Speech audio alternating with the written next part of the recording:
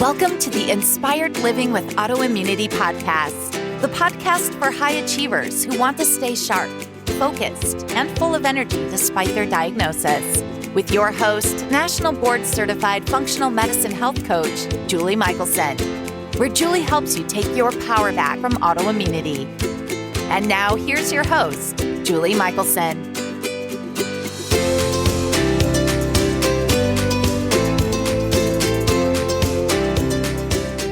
Welcome back to the Inspired Living with Autoimmunity podcast. I'm your host, Julie Michelson, and today we're with Dr. Meg Haworth, holistic health and wellness expert, transpersonal psychologist, and best-selling author of Get Well Now. In our conversation today, Dr. Meg shares her incredible healing journey and how using her emotional release technique helps create true wellness. We talk about root causes a lot on the show, and today it's all about the emotional root causes to illness and how we can get in touch with our bodies to allow for healing. Dr. Meg, welcome to the podcast. Thank you so much for having me here. I'm so grateful to be here. I am excited to share not only your story, but your work with listeners. And I know some really incredible parts of your story, but let's introduce you to listeners by sharing your journey and how did you get to be doing what you're doing? Yeah. So my story is, it started at the very beginning of life for me. So I grew up in an environment where basically there was a lot of abuse going on. So I ended up with all types of abuse, sexual, physical, emotional. And by the time I was in my 20s, I ended up with illnesses. So and all different types of illnesses, from mostly digestive issues. I had migraine headaches. I had severe depression, of course, from all the trauma. I had also drowned as a small child and had to be revived from that. And so that's, a major trauma. So I had a lot of night terrors from that. I just had so many different symptoms. And so by the time I was in my 20s, I was just in and out of doctors' offices, getting another diagnosis, irritable bowel syndrome, ulcers, again, severe depression. And I also had a scoliosis in my upper back.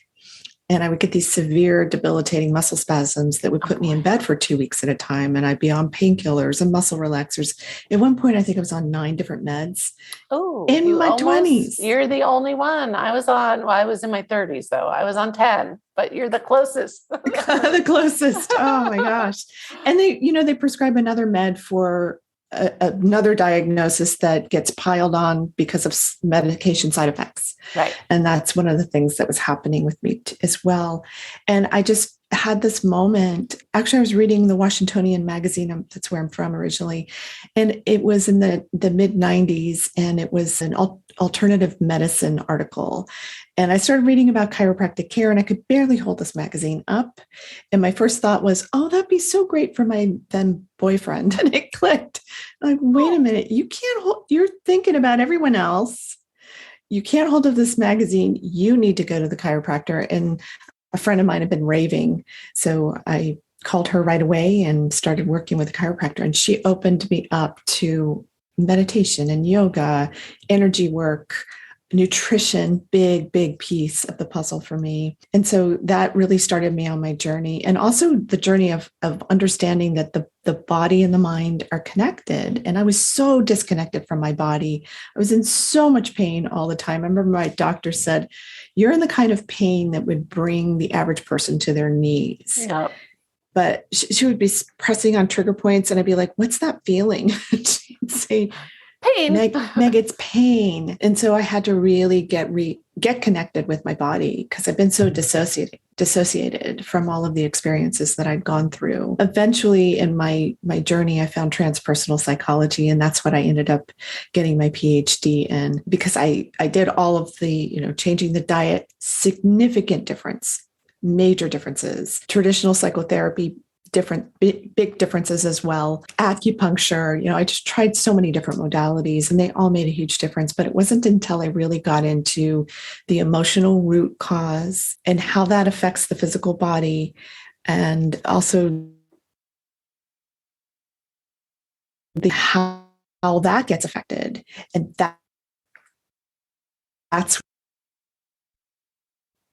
So it wasn't until I found transpersonal psychology that my healing took basically a quantum leap, because I was looking at every part of my system, and that includes the energy system. And that's something I'd been studying about, and I knew some about it, but I didn't understand how incredibly important it was. And that the emotional, mental, physical, the entire holistic system is all one thing.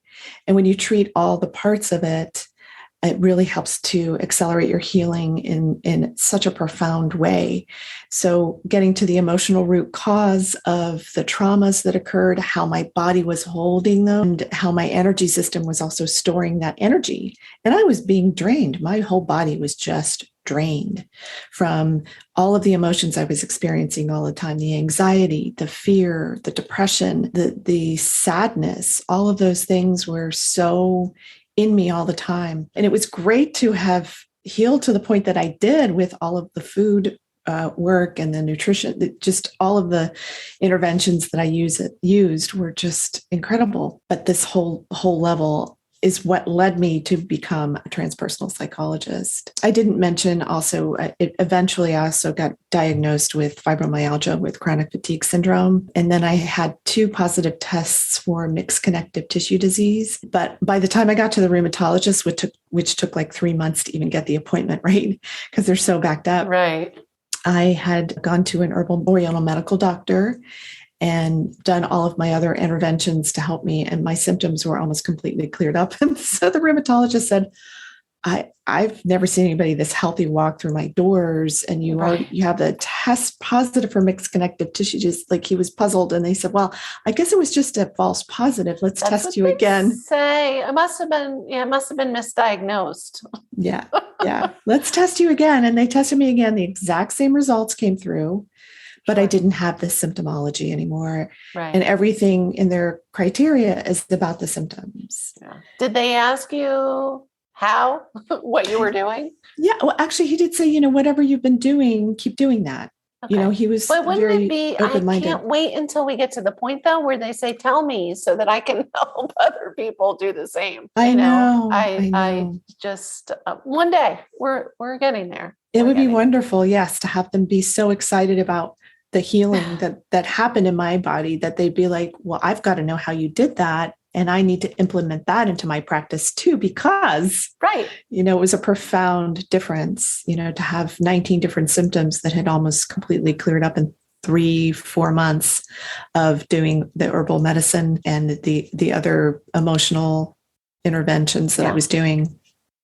Amazing. So anyway, yes. And because I'm familiar with some of your story, I know it doesn't end there either. Yes. Almost 8 years ago. Wow, we're coming up on the 27th of July. It will be 8 years since I was struck by lightning on Venice Beach. So here I am with already this compromised nervous system with fibromyalgia and all these things that I honestly think of myself as being healed and cleared of those things. Right. I do have flare-ups from time to time that are inflammation. They're inflammatory flare-ups that we all get. And I tend to be able to trace like, I ate that thing, or I was exposed to those chemicals, or, and then I am able to balance it out pretty quickly. Or I need something emotional, that I'm going through something emotional that's deeply affecting me right now, and I need to clear that up. So I was struck by lightning 8 years ago, and it was a profound turning point for me. For sure. Unbelievable. And for those of you that are listening on audio, she is the picture of health and beauty. Oh, thank you. Thank you. Nobody would look at you and pick out any one of those things. And I love that you shared that with listeners. I say that all the time. I don't identify with any of the labels that I used to. And I don't usually use the word remission. I don't feel like I'm in remission from something. I'm not waiting for something to come back. But That's a great way to put it. You talked about integrating and getting in touch with your body. And that's the key for everyone, but especially those of us that have overcome these chronic illnesses, autoimmunity, whatever it is, that you're like, hey, when you feel the inflammation poke its head up, you're like, okay, did I eat something? Am I stuffing an emotion? Is that, what am I not handling because my body's telling me something. And that will be, I know for me, the rest of my life, is have to listen and not wait. Yes. Yes. I say all the time, as long as you're in a body, the fun never stops. Oh, I love that.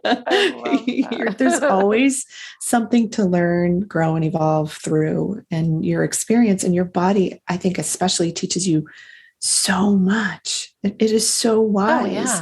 And it carries the answers that you need to get to the next level of healing in your life. I love that. Say that again.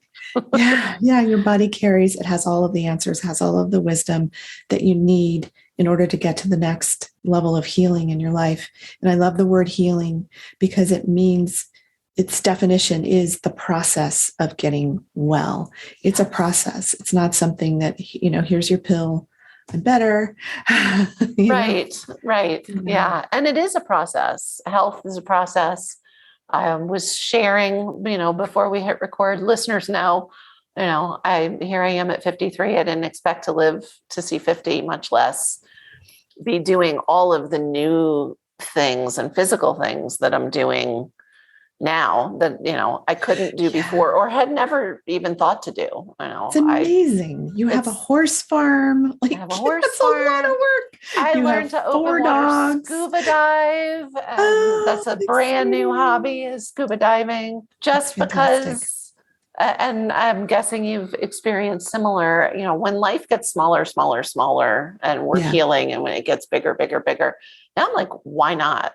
Scuba diving was never on my bucket list, but the opportunity came up and I was like, why not? Honestly, I love it more than I really thought I would. And so now it's up there.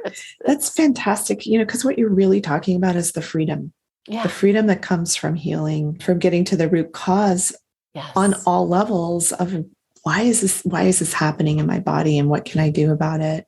And I know anybody listening is probably in that mystery, because it really is a mystery and it's your own, and everyone, it's unique to you. It's your own unique story and pathway. Absolutely. And that's more gold. Where there is no standardizing these things. Like we all, look at your life, and I love how you're like, oh, well, my story starts at the beginning. All of our stories start at the beginning, whether we realize it or not, right? Yeah. It's all, and so of course it's unique. There's no one diet, there's no one healing modality there, and so I love that you highlighted that as well. It's amazing. Yeah. So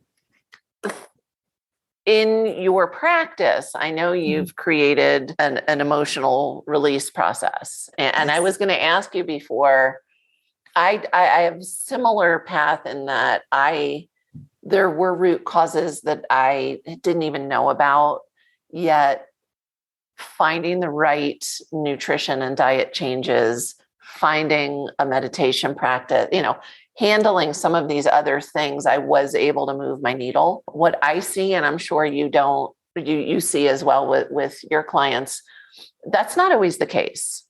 Sometimes people can be making those proper changes to support the body, but they're not feeling better and they're not moving their needle enough. And so I'm guessing the emotional piece, the results are, like you said, you had a quantum change, right? You were just quantum improvement from handling that. I'm guessing you're doing this earlier on with people, hopefully, and not like it's not optional, right? It's not like, oh, well, if diet and lifestyle aren't enough, then maybe I should look at the emotional piece. Exactly. I think there's always an emotional component, even if you have the common cold. What precipitated it? What happened right before that? Did you get in a major fight with your spouse, or, did somebody pass away? Here's something that's interesting, something I see in cancer patients, because I work with a lot of people with chronic illnesses, is that there was usually some event or series of events that precipitated it. So like their husband cheated on them, somebody close to them passed away. There's so many different events that can occur. They lost their job that they've been in for 25 years, and something very emotional occurred. And that emotional component, I often will see there's a lot of held resentment, anger, fear. And of course, what's fascinating about it is it's different for everybody. Everybody right. stores their information, their energy, their beliefs, their negative core beliefs as a result of these difficult experiences, no matter how far back they went or how recent they are. Everybody does it differently. And so that's why uniquely getting in and getting to that emotional root cause and how your body is holding it makes all of the difference in the world, because nobody's doing it like you're doing it. Right. All of healing is like this. It's so true. So true. So tell us more about your approach. How are you helping people get to their emotional root cause and release it? Yeah. So a lot of people that find my work, they find it through podcasts like these, through online summits or referrals, because they're just, because it's an unusual form of working on illness. Yeah. And how our bodies have been affected by a traumatic experience. And a lot of us don't even recognize. It's so fascinating to me. People will come to me and they watch their father beat up strangers in public, and they're like, "Whoa, that's a trauma." Yeah, that's a trauma. That's really intense that you jumped in as a little kid to try to get your father away. Right. It's just, it's because it was normal for you. Right. It was a normalized experience that is affecting you dramatically, because we're not really meant to hold all of that fear and anger and sadness, but we put it somewhere and we're not encouraged to express it. We're often told, stop crying, right. don't go there. So we distract ourselves, we numb ourselves. But when we start to listen to these emotions, to the negativity, to what people call negative emotions, and I don't call it that anymore. I call them teaching emotions. I love that. Thanks, because I think they're here to teach us something about who we really are, and they're here to lead us out of the darkness, not to keep us in it. And as long as we're numbing and distracting and just not listening, it will stay in that darkness. So when somebody comes to me, I meet them where they are, and we look at what's happening in their lives right now and the emotions that are coming up for them. The one I call it the overriding emotion, or the go-to emotion, the one that you cycle in over and over again. And we start with that emotion. And if it's anxiety, and I see this a lot, of course, a lot of people are suffering from high anxiety for a lot of reasons, because we look at the food piece too, because I'm also, a holistic nutritional chef on top of this. So we look at those different layers of what's happening in the person. But when we do the emotional release work, a lot of emotional release techniques can be very jarring, and they can be very difficult for people. They can take them weeks to recover from it. And what I tend to see happen is, in my sessions, people tend to leave them feeling happier, higher, lighter, freer, like, oh my gosh, I've let go of something. It's much more of a gentle technique, because we're looking at the emotion itself. What does it believe? What does it think, feel? What does it look like and feel like? And we're having a whole conversation with that part of the self, because I found that these emotions, these negative emotions, these teaching emotions, want the same thing you want. They want to be seen. They want to be heard. They want to be understood. And ultimately, they want to be loved. And that's what the process that I use does for these parts of the self. And those beliefs, when they start to see, wow, that's in my heart, and no wonder I have heart disease, and I have these chest pains, and oh my gosh. And so they see all of the connections simultaneously, then they're ready to say, okay, you know what? I just don't want this in my body anymore. And so we do a release process. That's amazing. A replacement process, because I think that's one of the key pieces. I love because we know emotions can make us sick. We know this just by things that we say, Sure. that person makes me sick to my stomach, or, I'm worried sick about, those kinds of things. But Right. emotions can also make us well. And this is one of my greatest joys, is to watch emotional wellness occur in people's lives and in their bodies. Because it really I love that. changes.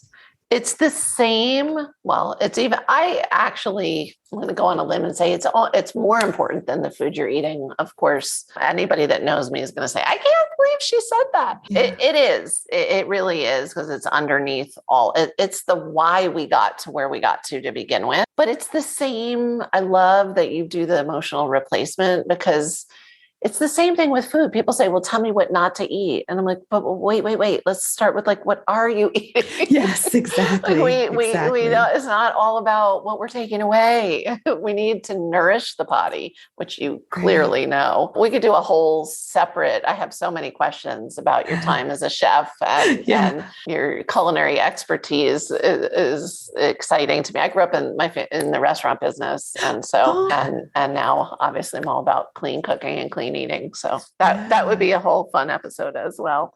Yeah, absolutely. So I'm really glad that you shared with us the fact, when people hear trauma work or emotional release or emotional root cause, often we think, oh my gosh, that means I have to relive the trauma. And I just spent all these decades avoiding feeling that. I don't want to spend 2 weeks recovering from an hour with Dr. Meg. Yeah, that's exactly. not ideal. So I love that you've found a way to work with the emotion as its own thing. Okay, let's just talk to the emotions and find out, how are they, just like everything else, just like your signs of inflammation that you feel in your body are serving you. Those emotions serve you. They're trying to give you information. Yeah. Yeah, they really are great teachers, and they do hold the wisdom that helps us unlock that key of why is this happening? You brought up something I think is really important too, is I've worked with a lot of emotional eaters over the years, and many of them, there was abuse in their history. Mm-hmm. Oftentimes there's sexual abuse in their history. And when they get to that emotional root cause and we start to work with releasing those emotions from the body and them understanding all of those connections, then they're able to eat the advice that everyone else has given them. Right. Eat healthily. Eat to nourish their body. Yes, eat healthily. Because, and I know they hear this a lot in emotional eating programs, and I'm dear friends with some amazing top-level emotional eater experts that are doing incredible work in the world. And they all say the same thing, you've got to get to the emotions, because those are really running the program for you. And that when you clear that up, then you're able to... Then you get to be in charge. Easily. Exactly. Yeah. You're exactly right. Because the emotions are in charge until you have a talk with them. I love that. I tell clients when we're first working to identify patterns and the mean voices and, those things that are the programs that are running that they're not aware of. And I'm like, talk back. Like, and they look at me like, you want me to, I'm like, yeah, I joke. I'm like, you can be nice. You can say, thank you. That doesn't serve me anymore. Or you could be not nice and tell it to go pound, Yeah. Get out of here. Well, because, I have some clients that are really polite. I'm not that polite. Not anymore. I was, that's part of what, led to my illness. Yeah, that's interesting, because that makes me think about, how pushing down anger, particularly as a woman, because we're encouraged, to be sweet and nice. And it's just like, wait a minute, what does that mean? We just can't express ourselves? So we often will push our anger in, and that will create the illness. Yeah, absolutely. It's one of my issues for sure. And mine as well. And I'm one of those people, listeners have heard me share before, it's this, you mentioned cancer specifically, but it's all of it. And it's so common with autoimmunity that there is some stressor trigger, even if it is a lifetime of stress or trauma. And for me, it was divorce, and the divorce itself I was fine through the divorce. Right. Then my body fell apart. I will say, for the handful of men that are listening, y'all are taught to stuff your sadness and stuff, Yeah. so we all have, and this isn't just a female thing. It's all of us. Yeah, absolutely. You keep using the word stuff. Yeah.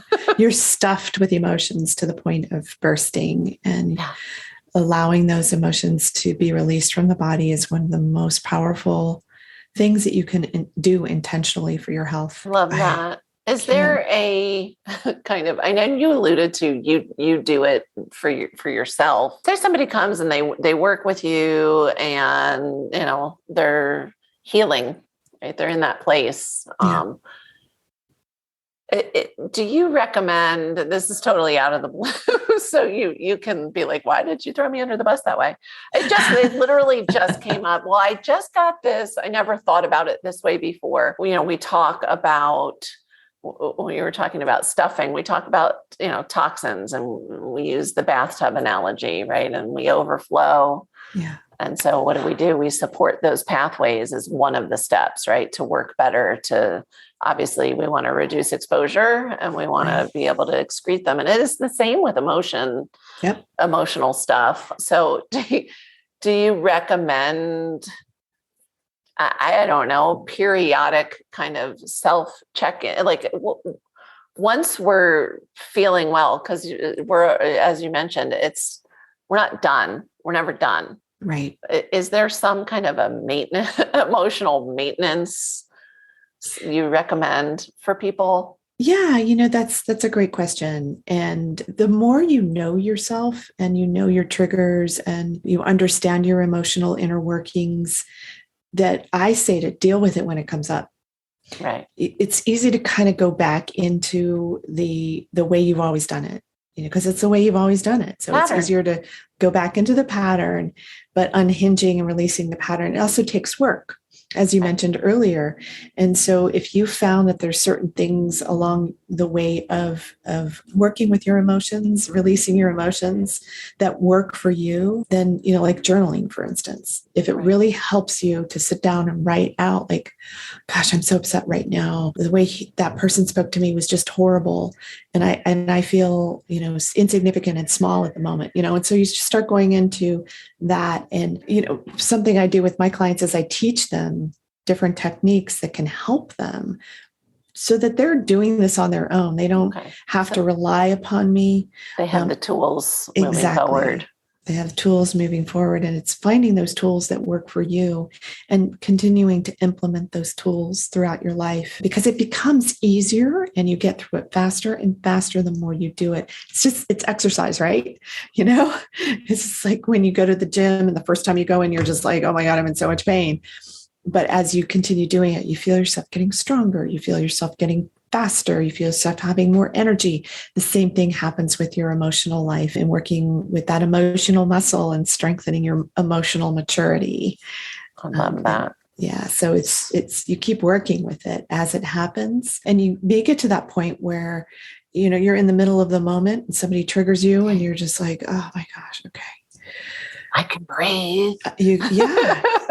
There's simple energetic exercises I teach people that they can use in those moments. And so you can start to shift in the moment. And that's hard. That's a really hard thing to master, but it's emotional self-mastery. And when you get to that place, it's just like, wow, this is true freedom. That is true freedom. Like that's it right there. Like when you can do that, you win. Yeah. Really. But I would imagine, like every other technique you and I use, people need to be using it. And I always say, like, the tool has to be in your toolbox for you to grab it at a time of stress like that. I don't know. And I do teach people in my online course how to use whole person integration technique on themselves. And they can get certified to do it on other people, for practitioners, because it's proven to be such a valuable tool to help people get to that emotion quickly in a simplistic way. It's not too complex. But I think a lot of the things in life that are The best or the simplest? Of course, simple foods, simple flavors. That's where I was going to go next. I knew it. Basil is a miracle. It is unbelievable. Yes.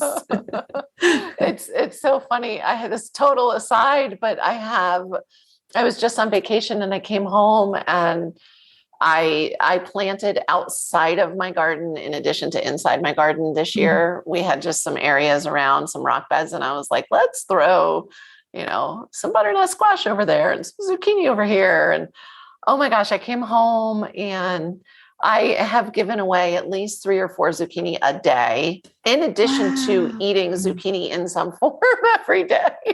Like we are living on, but it's so simple, it's so joyful. And somebody said to me, I don't even know how to cook it. I'm like, well, we had it last night, just grilled. Like it doesn't have to be, in a fancy dish. So keep your food simple, keep your life. I mean, and that's what happens as we unravel. Life should be simple. Like it doesn't have to be that complicated. To me, at least, the more simple, the more joyful and fun. Yeah, I agree. Simplify. For sure. I love that.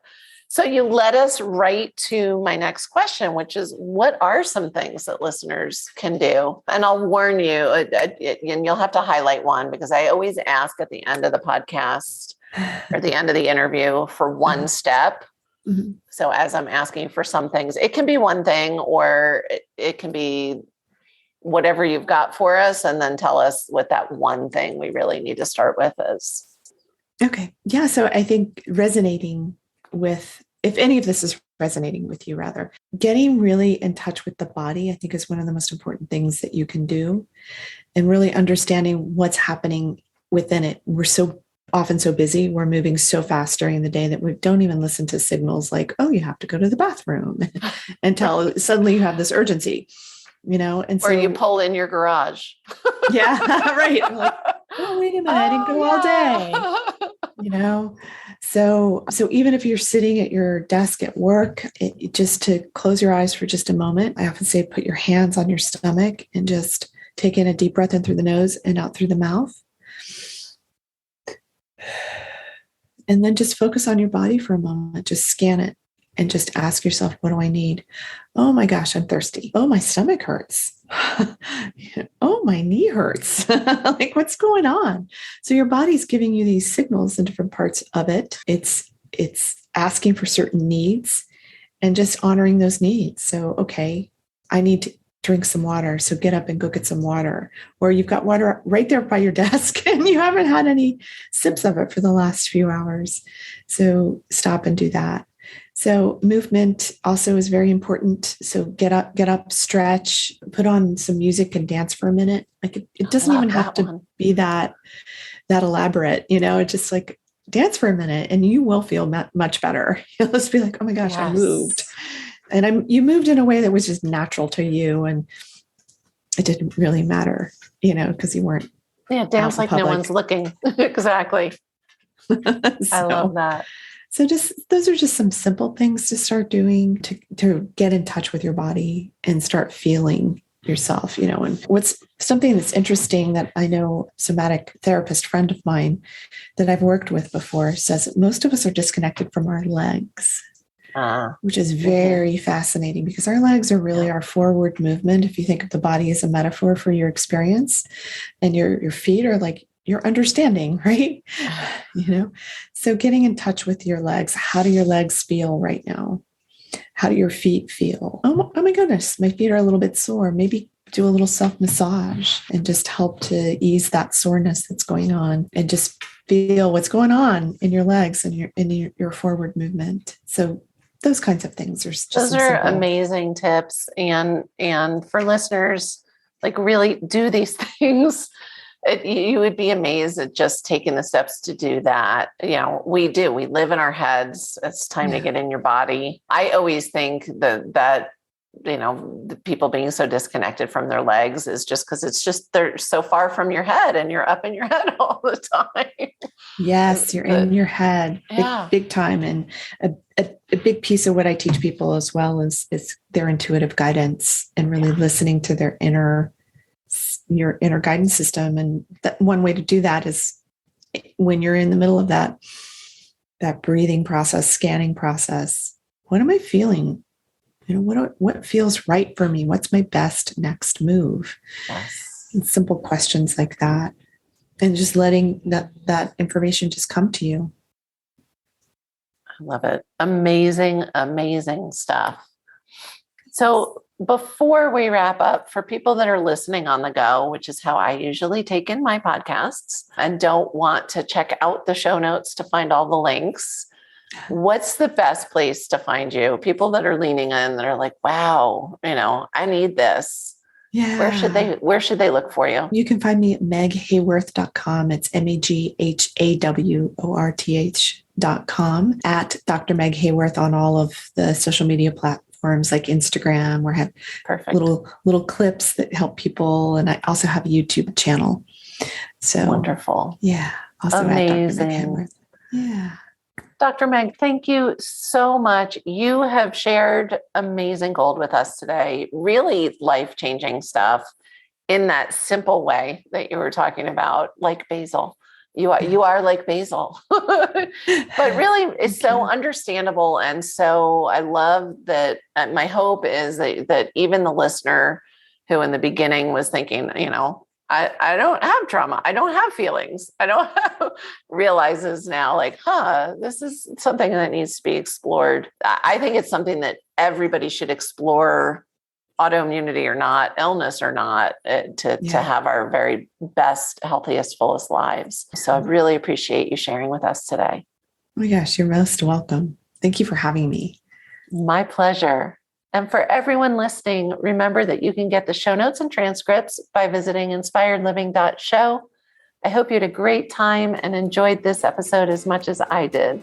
I'll see you next week. Thank you for listening to Julie Michelson's Inspired Living with Autoimmunity.